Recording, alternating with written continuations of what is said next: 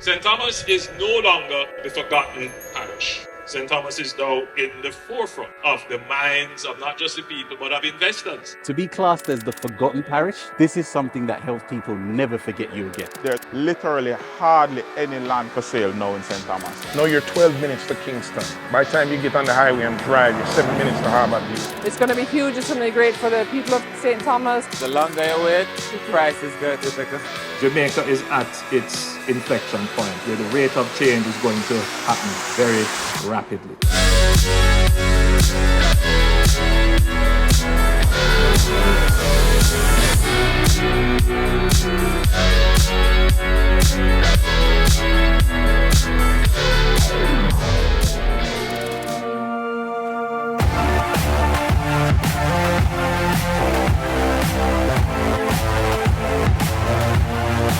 Hello Throppers, and welcome back to another real estate tour video.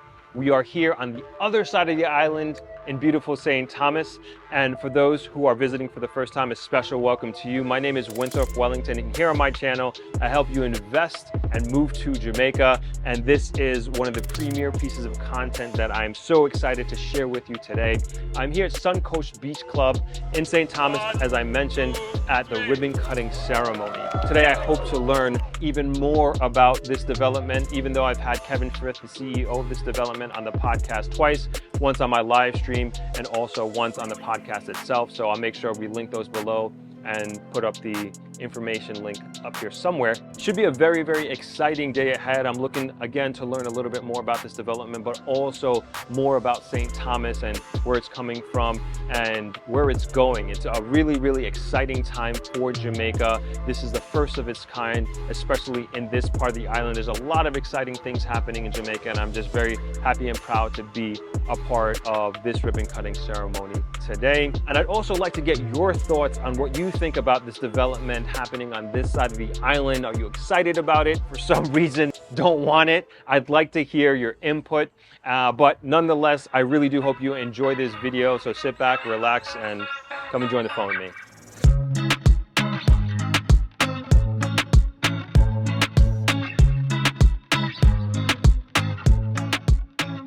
What does this property really mean to St. Thomas?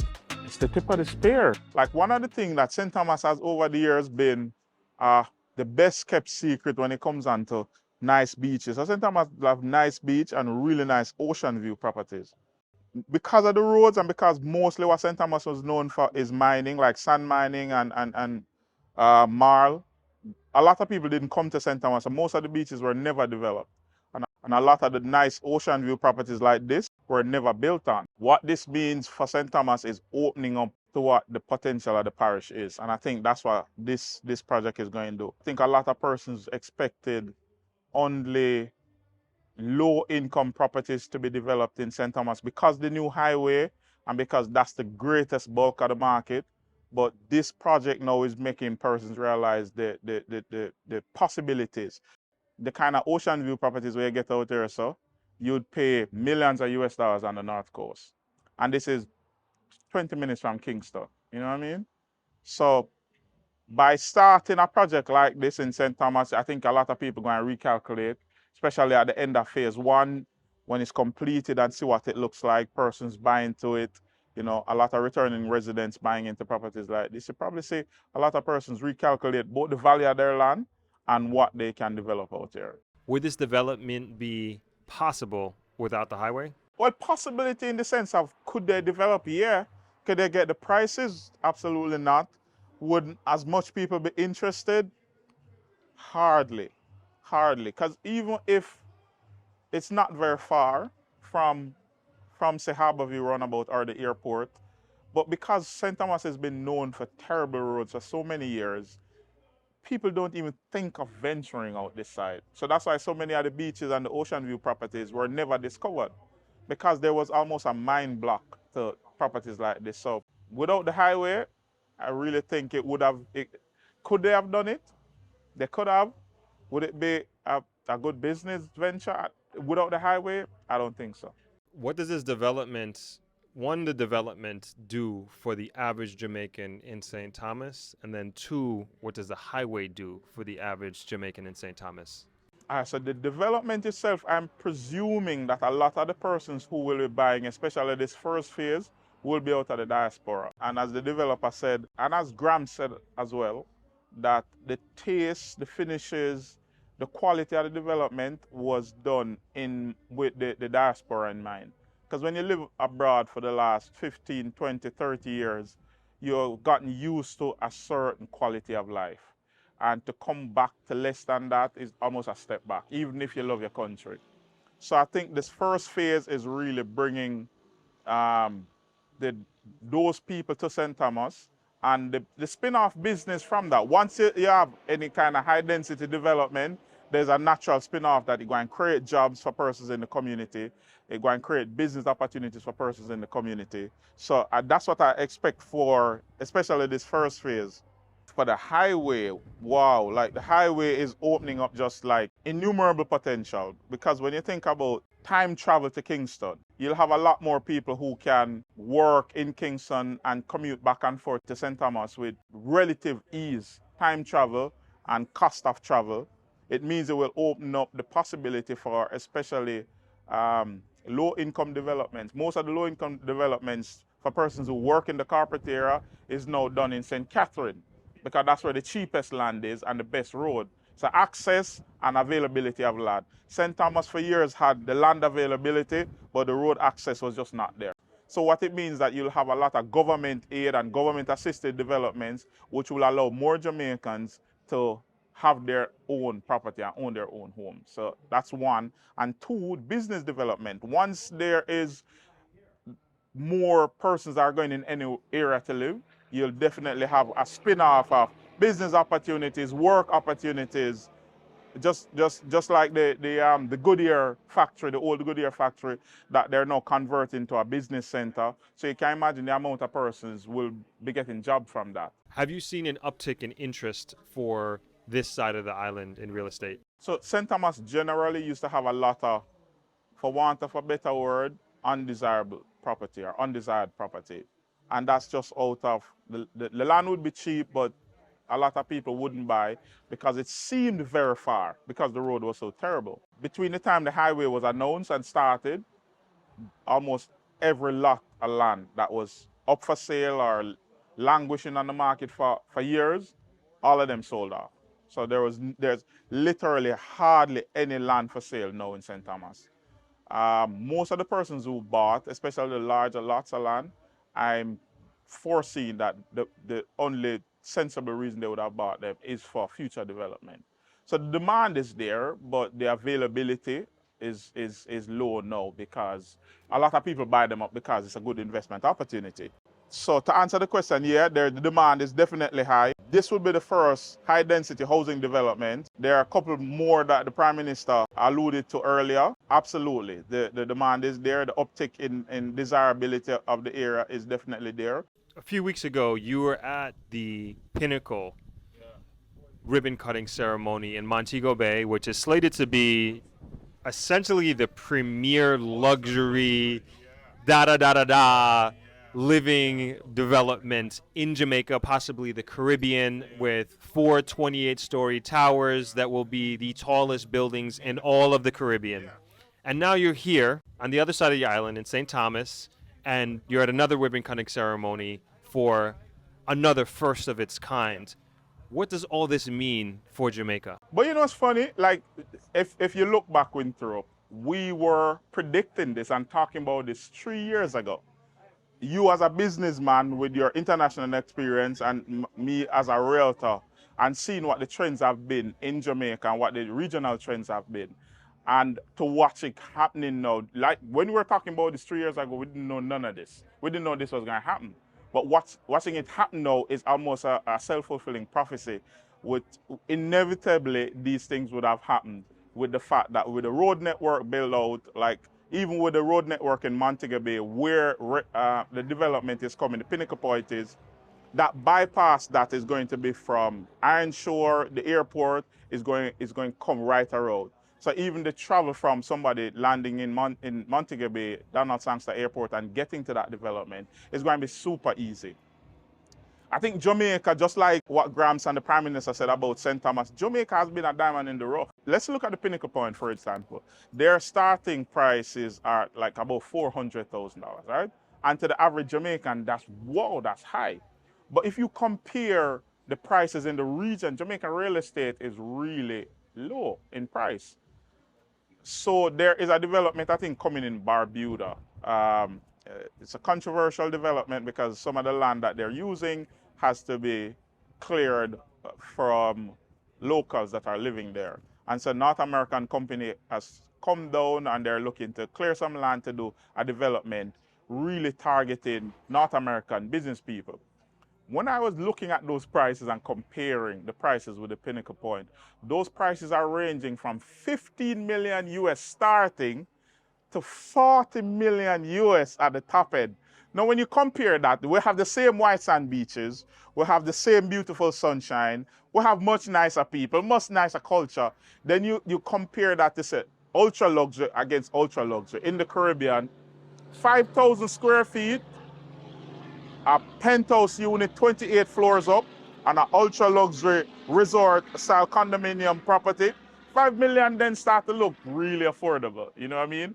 And I think what it means for the country, I think what it means for the economy, what it means for the local people is that foreigners are seeing our economy doing well enough to be confident to be investing this kind of money, both in St. Thomas, both in Montego Bay. Anything else you want to add for your own sake? You know, a lot of persons are concerned about foreign direct investment. And I was looking on some the other day. I remember on one of the live streams that we did, a lot of persons were saying investment like this is about foreigners coming here to buy the country. You know, a lot of Jamaicans don't realize, both local and abroad, is that I don't think we are currently settled on 20% of the country.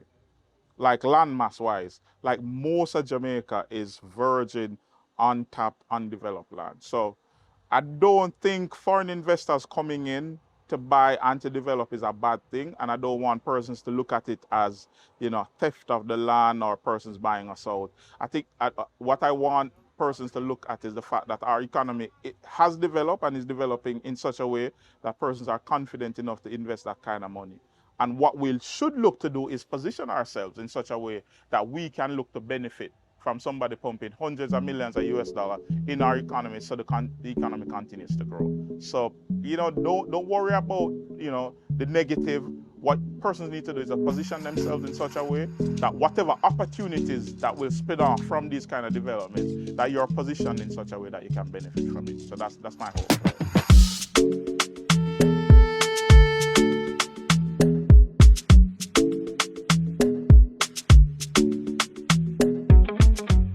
Hi, my name is Mahari Hay. I'm Director of Lending, Trade and Working Capital at Lloyds Banking Group in the UK. My affiliation with this project comes through a genuine attraction to investment in the country in which I was born. Suncoast Beach Club is just another thing that Jamaica are propelling into the stratosphere. And I think the investment behind such a, what used to be called the Forgotten Parish, is what excites me most. Returning home to invest in something that you came for. And just because you just told me, but how did you find out about this project? So, fantastic story. My wife, who's just so much into business, and because she's got so many projects that she's invested in and keen to kind of get off the ground, she is actually a St. Thomas native. And through her research and due diligence of everything that's happening in Jamaica, she came across the top interview that you did with Kevin. I'm at work. She sends it to me. She said, something special is happening in St. Thomas. You have to watch this interview. A guy by the name of Kevin Thripp is being interviewed by Throp. And I said, what? Clicked on the link. Long story short, Kevin and I became really, really good friends. Once he was traveling in Europe, he came over to England. We hosted him at my offices. We had a great conversation. And then I said, when I retire, I want to retire in this place, Suncoast Beach Club. So we went for the Throp interview. Me and Kevin would never connect. So thanks to you guys, thanks to my wife for sending it over to me. Amazing, amazing, amazing. And In your mind, what does a project, a development of this nature do to what used to be called the Forgotten Parish and to this side of the island? So when we talk of legacy, people need to understand legacy is something that lives on when you've got long and past and gone, right? So to be classed as the forgotten parish, this is something that helps people never forget you again. The landscape, the infrastructure, the appeal, the attraction isn't just to help the parish of St. Thomas, but it's to help the nation of Jamaica, right? People talk about your Dubais, your New Yorks, your Londons, right? But if you're thinking of somewhere where you can say the weather's great, the food is great, the energy is great, but luxury and safety, this is a place that you want to be able to kind of say, I want to go back home. You know, I'm biased. I was born here, right? But for me, being able to come back and say, I'm seeing properties that you might see in Uptown Manhattan, right? Savile Row, London, that's in Jamaica. So now I don't have to worry about the bad weather in England. I can have good weather and beautiful accommodation. And that's what's going to make people never forget St. Thomas ever again because of what it's going to bring. Amazing. Well said. And for yourself and in your speech that you gave today, you reminded everybody that you yourself is a ghetto youth. There are probably young men that are in the position that you were many, many years ago, and you yourself now are successful Jamaican man abroad who's now coming back, giving back to his country, and looking to further development of his country as a former ghetto youth. What do you say to those young men out there who, again, are in the position that you were in very long ago and perhaps are looking outward and maybe not have the best outlook on life and feel like they don't even have a chance? So that's a fantastic question. And what I would like to say, without sounding cliche, a dream is something that you absolutely need to work towards. Why I believe it may have been a little bit more difficult for me back then is because 20 years ago, when I started my career in finance, I was looking up the ladder and I didn't see anybody that looked like me. In London, in the UK, in all across the world, there are elite Black professionals, many from Jamaican heritage, who you can reach out to give you advice. The difficulty is people holding back and thinking by asking for help, it shows a sign of weakness. I wish I had the help 20 years ago because I would have got to where I've got to much sooner. So I think take the time to master and nurture your craft. So when people see and understand who you are and they ask you a question, be able to speak with purpose, speak with intention to let them know who you are, right? And you have to come across from an authentic place. People buy into individuals, right?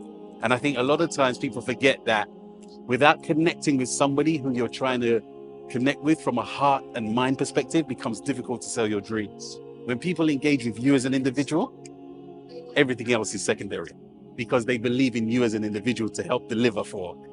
So take that time to understand your dream. When people ask you, how can I help you? Speak with intention and purpose and look for those people that identify like you to navigate your conversations. And you can always reach out to me, right? At Mahari Hay on Instagram, Mr. Mahari Hay on Instagram. I'm sure I put in it. I'm always open to having a conversation because I know what it's like to go without help. And I'm there to help those who want it. Big up Jamaica every time. You heard me talk really prim and proper, but Maxfield Avenue where I come from. Jamaica, we can't forget you. And like when I say when I have a speech, there's no place like home.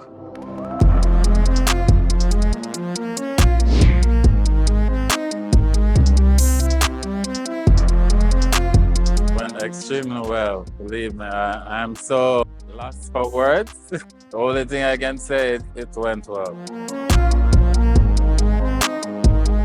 Well, you know, considering everything that I've been doing since a younger stage to now, I'm actually feeling extremely proud of myself to know that I've managed to basically, if you want to call it, pioneer the development of St. Thomas. You know, oftentimes a lot of persons call me to say that they're thanking me because I've increased their property prices.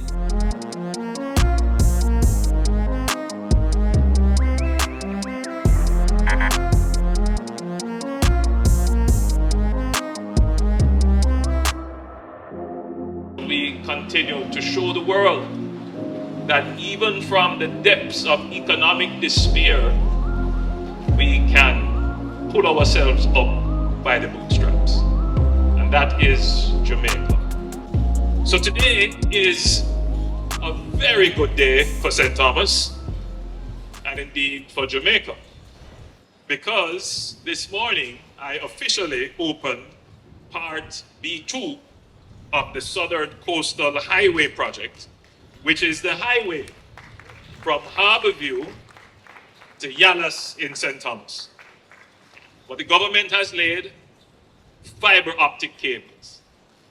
Everyone along this stretch and up into the hills will have access to fast speed internet. A lot of things will be built on that. The digital economy is built on that. We have put in water mains, ductile pipes that carry a significant volume of water under high pressure. They won't deteriorate quickly. They'll last very long.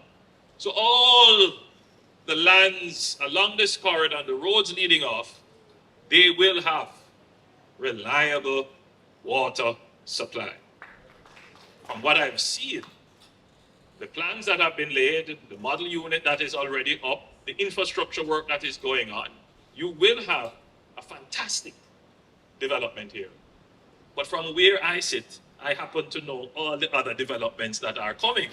So let me give you a little sneak peek into some of them. So, you know, we have the urban center, which is being built. And the urban center will have a new courthouse for St. Thomas, brand new, state-of-the-art. It is going to be probably the most modern courthouse in Jamaica when it is done. I've seen the plans. It will have a new parish council office. I say parish council because I'm still tied up in it. A new municipal authority building. It will have facilities for banking, supermarkets, retail, what they call quick services. Let's use another name for it, restaurants and, you know. Hey there, Winthrop Wellington here. Sorry for the quick interruption, but I just want to let you know that if you are at all interested in seeing the Prime Minister's speech in its entirety or any of the interviews that I did on this day, you can check it out on my Patreon page. The link for my Patreon page is in the description below. There is so much value that was given in not only the interviews that I did, but of course the Prime Minister's speech, but I couldn't fit it all in this one video. It would have just been too long, so I figured for those who are already Patreons, you already have access to it, and if you are not and you want to get not only the benefit of seeing the rest of this footage and the interviews that I did, but all the other perks that come with being a Patreon, you can go ahead and join and sign up. We'd love to have you as part of the community. And one cool thing that we launched recently is actually the Throp Think Tanker Patreon, which is when we have a monthly Zoom call with just a small group of us, and it's a video chat, live interaction, and it's been really, really great so far, and we're looking to build that community. So if you're interested in that and you want to check it out for a month or two, you can go ahead and do that as well. Anyway, let's get back to the video.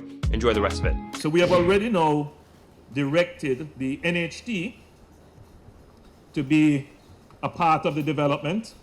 You know, we have the goal of building 70,000 new housing solutions. It's a really very ambitious task, but you know me, I'm always putting my hat where I have to stretch to reach it. And we are doing some stretching to reach those 70,000 units. The pandemic really gave us a big hit and delayed us, but we are still on track. We're looking to have these houses starting to be delivered 2025, 2026. But the NHT has currently in the planning stage the Hectors River development. We have the Lethal Community Renewal, which is ongoing. We have the Roselle development, which is a guaranteed purchase program. And when you put all of that together, we will be producing a total of 1,682 housing solutions right here in the parish. So I know that you're going to hear the usual criticisms. You know, every good you do, there's somebody's trying to find something to negate it. You're going to hear, well, this is a resort for the rich. You know, Jamaica is a diverse country. We have all kinds of people from all over. And we have to accommodate everybody here in Jamaica. One thing the government must do is that whatever we do, we must make sure that we give priority, preference, and attention to the poor. And that is what we are doing. So even though we have directed government policy is not going to build fancy houses. No, government policy is build the road for everyone. The lovely houses that will be built here, we will get good property tax. We will have people coming back here from overseas to live. We will get their income tax because they're going to be earning more than the threshold. And then we will take those taxes and we will invest it in fixing the off-roads, in providing the water, and in ensuring that we have enough money in the PATH program to send the less wealthy, the poor children, to school and to improve the conditions of the poor households. There is a false notion in our country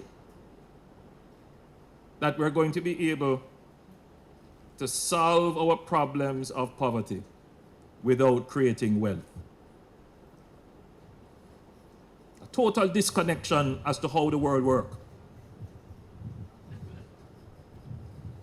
You have to create the opportunities for wealth. What we're doing here in terms of directing public resources to build roads and so forth is also going to create a new economy for St. Thomas. Already, we have 4,000 hotel rooms projected for this area. 4,000.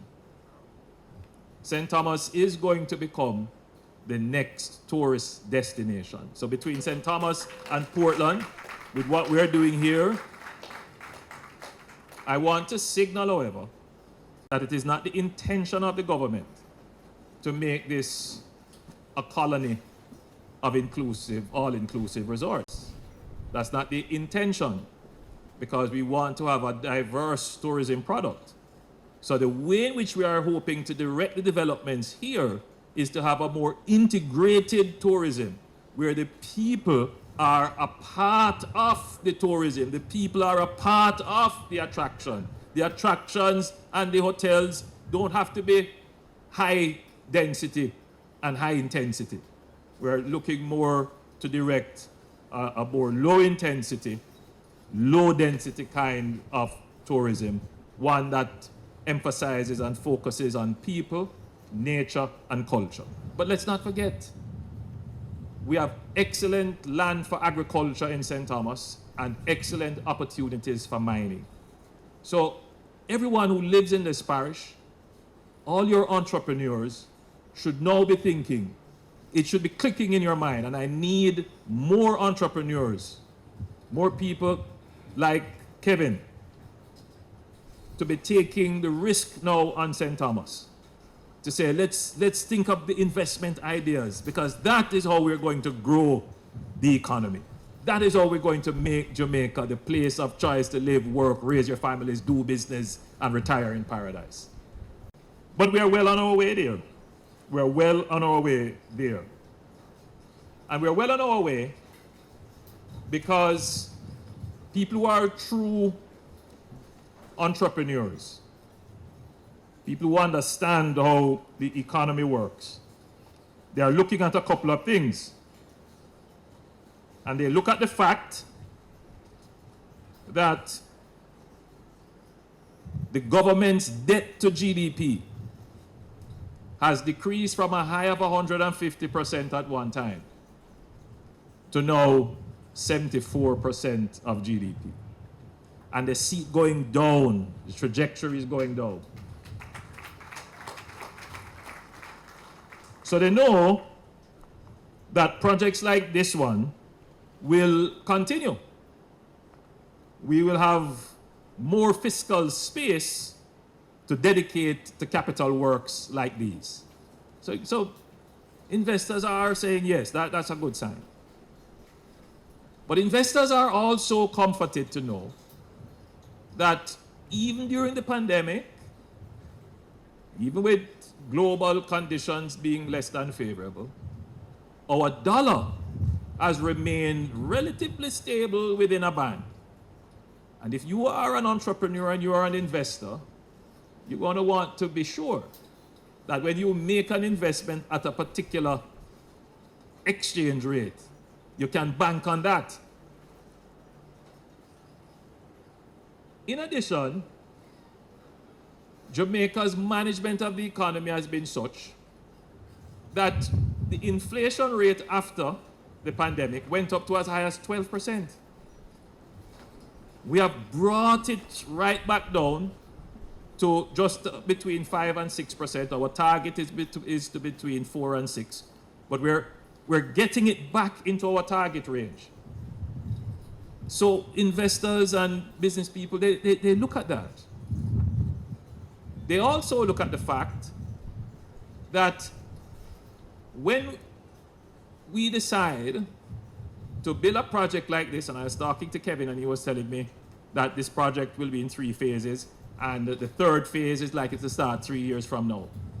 Can you imagine the risk that the entrepreneur, the investor is taking to put money down now to be tied into a project for 3 years when anything can happen in 3 years? You could have some exogenous shocks. You could have some weather event. All right, you can't control the weather. You could have some geopolitical event. You can't control which big country going to go to war. But the one event that investors are always worried about, and which gives them more problem than any, is something called political risk, government risk. There's one thing, rainfall and something get flooded out. Is another thing, some sovereign country decide to take some action that affects global trade. But it's another thing when bad government come and make things bad for business and people. When investors say, you know what, I'm not going to take exploitative short-term positions, meaning I'm just going to put in some money to get it back out quickly. I don't really care what is left behind. But when investors start to be patient with their capital, that is when you know your country is on a good track for development. You're not looking at just 1 year and 6 months development. You're looking at 3, 4, 5. You'll make an investment for a decade. And that's what we're seeing happening in Jamaica today. A local businessman, a young man. And that is what we want. So I want to use this opening of the Sun Coast Resort as an example and appeal to other young entrepreneurs. Now is the time. You are the people who take risks. You are the people who make things happen. Now is the time to take the calculated, studied risk on Jamaica. Now is the time to invest. From my perspective, we have never been in this position. Jamaica is at what we call an inflection point. An inflection point is when the rate of change that happened previously immediately, very quickly, rapidly increases. So you're going along like this, and then all of a sudden you do like this. Jamaica is at its inflection point where the rate of change is going to happen very rapidly. I'm certain that along this corridor, land prices have moved significantly. Value has been created. We do not want to create an unequal society. The people of this parish who have suffered for long, when the development comes, they must not be shut out of the development. So, yes, I'm encouraging the entrepreneurial spirit, but I'm also saying to you, your development must have people at the center of it. Give the people respect, give the people work, and give the people opportunity. St. Thomas has suffered, and it is as a result of that suffering, starting with the Morant Bay Rebellion, why Jamaica is where it is today.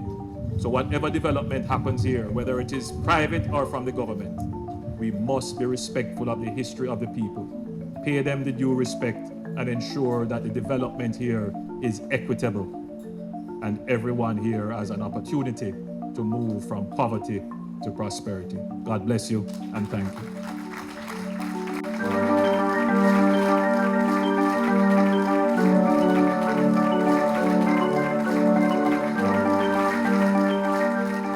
I hope you all enjoyed that as much as I did. I know I learned so much about St. Thomas, about Jamaica, and I am more pumped than ever before about the trajectory that Jamaica is on and its future. It was only fitting that we started the day off in phase 1, and now we are here ending the video in beautiful, beautiful phase 2. Let me know what you all think about this development, what you think it will mean to St. Thomas, what you think it will mean to Jamaica as a matter of fact. And of course, if you got any value out of today's video, please consider subscribing to the channel. Of course, hit that like button, it helps out a tremendous amount.